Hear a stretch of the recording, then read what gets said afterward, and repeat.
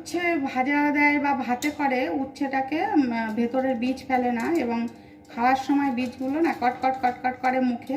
সেটা আমি যদিও বা পছন্দ করি, কিন্তু আমার হাজব্যান্ড একদম পছন্দ করে না। তাই কী করছে, এই যে আলু ছুলনি আছে না, আলু ছুলনি দিয়ে উচ্ছের ভেতরটা চিড়ে তা এরকমভাবে আমি ঘুরিয়ে ঘুরিয়ে উচ্ছের বীজগুলো দেখো সব ফেলে দিচ্ছে। উচ্ছের বীজগুলো সব পড়ছে, দেখতে পাচ্ছ?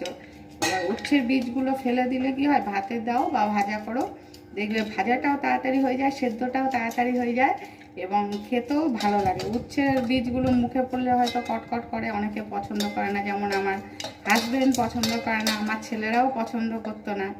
তো এই জন্য কী হয়, আমি তখন থেকে উচ্ছে ভাতে দিই আর উচ্ছে ভাজা করি। উচ্ছের বীজগুলো এরকমভাবে পুরো ছাড়িয়ে তারপরে ভাতে দিই। এই দেখো পুরো ফাঁকা হয়ে গেছে উচ্ছে, একটুও বীজ নেই, যদিও থাকে তাহলে আমি এই যে এরকম করে করে কুচিয়ে পুরো পরিষ্কার করে তারপরে ভাতে দিই।